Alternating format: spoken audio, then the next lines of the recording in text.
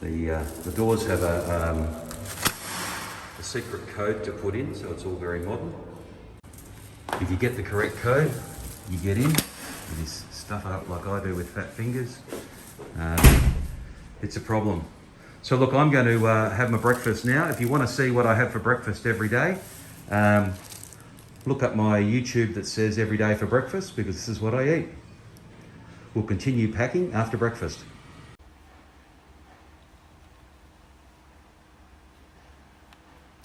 G'day everyone, Steve here. Got a good one for you today, working from home. I've been working from home for the last 6 weeks in Vietnam.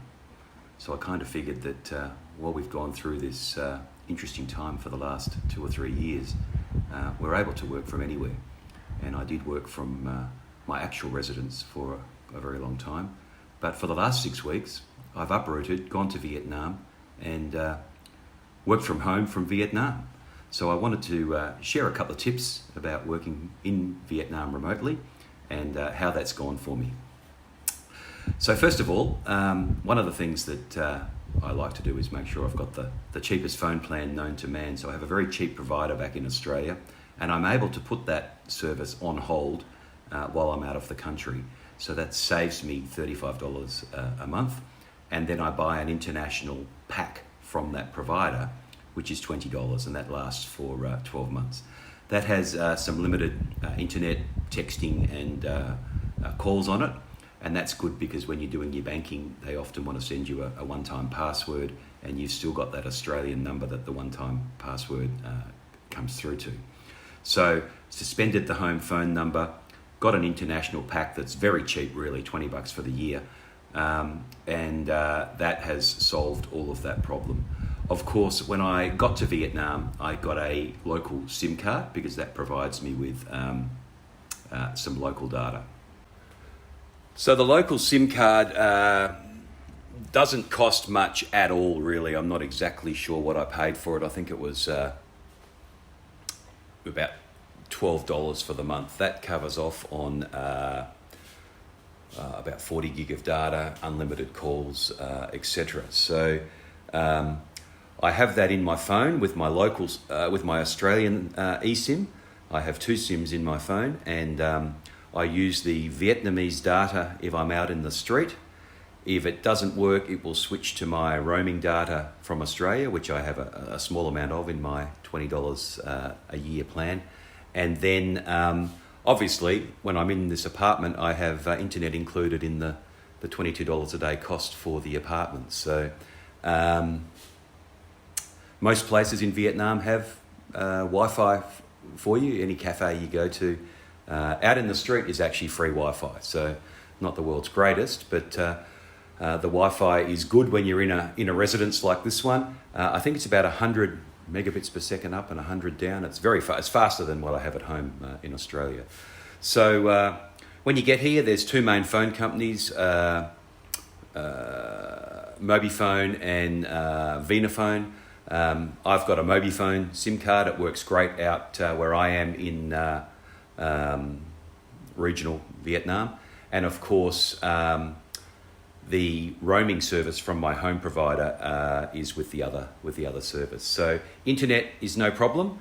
And now I'll tell you a little bit about how people contact me and how I make calls.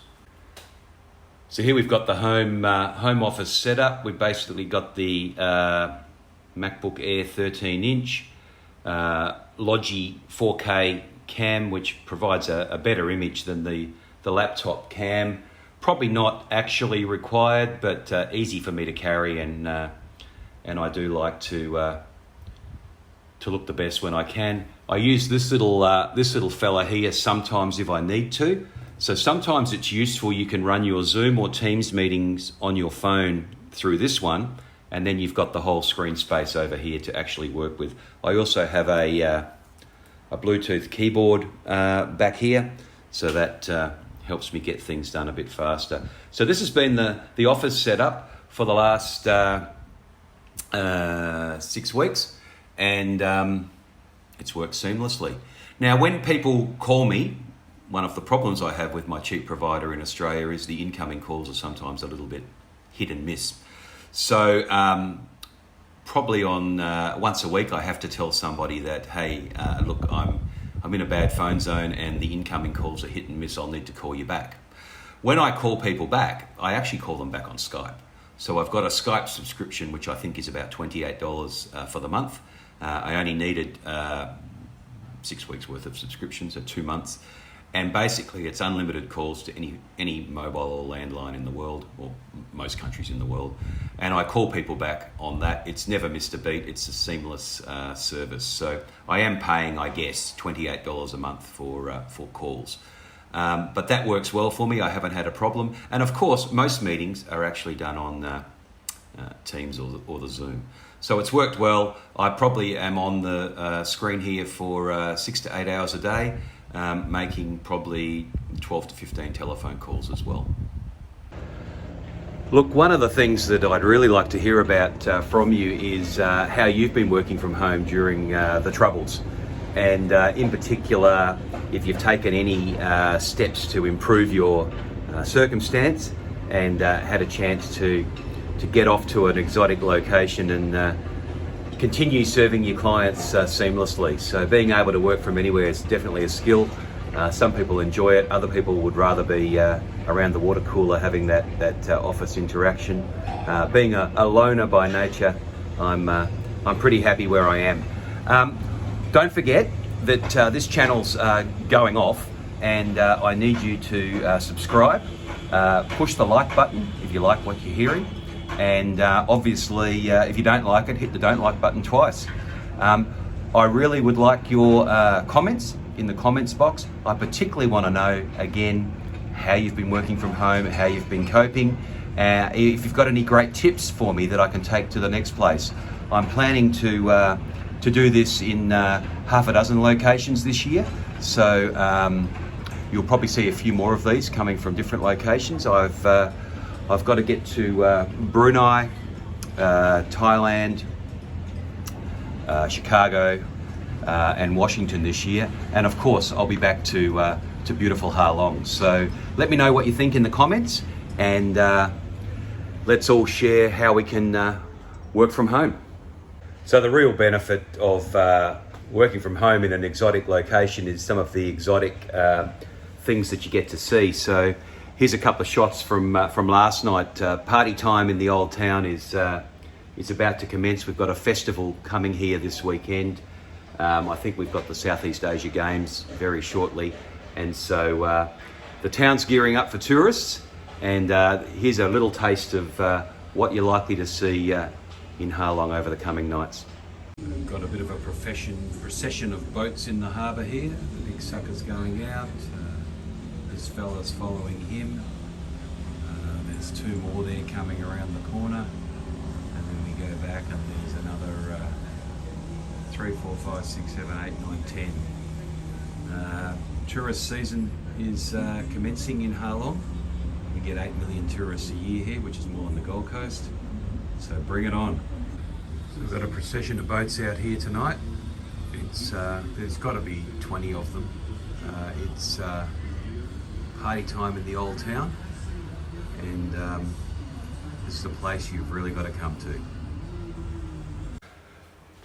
Look, some of the benefits of working from home are that you can be more flexible in your hours, so that's great. It allows you to put the washing on, which I've done today, and also check emails at the same time. So, we all know that working from home is good for productivity and better for our own mindsets. And I've just taken it to that, I've put it on steroids, and I've taken it to working from home, ... or Vietnam. So it's worked well for me. I haven't missed a beat. I haven't missed anything. There's been nothing that I said, God, I wish I was in an office and I had that. Have not missed a beat, and in fact the internet here is better than my home office back in Australia. Disadvantages of working remotely. The only real drawback for me is that I have a couple of onerous clients, and they like to get onto me at 7 in the morning. Well, 7 in the morning in Australia is about 4 in the morning here. So quite often I'll wake up at 6 o'clock and there's people looking for me to contact them and get moving. Now, I could fix that by getting up earlier and changing my time zone, but that would sort of defeat the purpose of being in being in Ha Long Bay.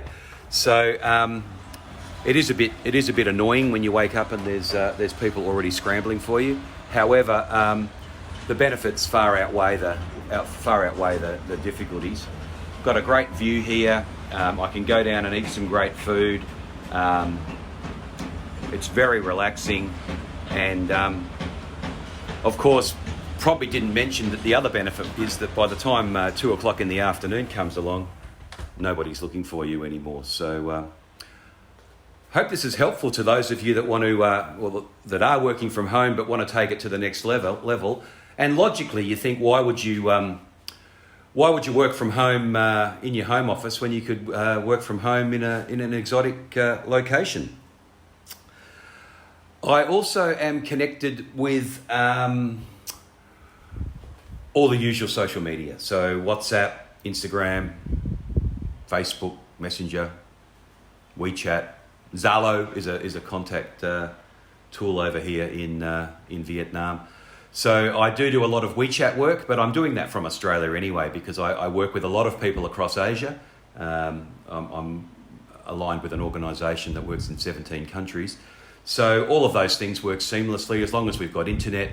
I've got internet wherever I am, 2 lots of 4G because remember I've got 2 SIM cards, and I've never had an outage in 6 weeks. So hope you enjoy working from home. It's something that you should consider if you are sent back home again by the overlords. You might be able to bug out to a nice location and combine it with a better lifestyle. So thanks for listening. This is Steve, making money, spending time. Stay frosty. See you on the next one.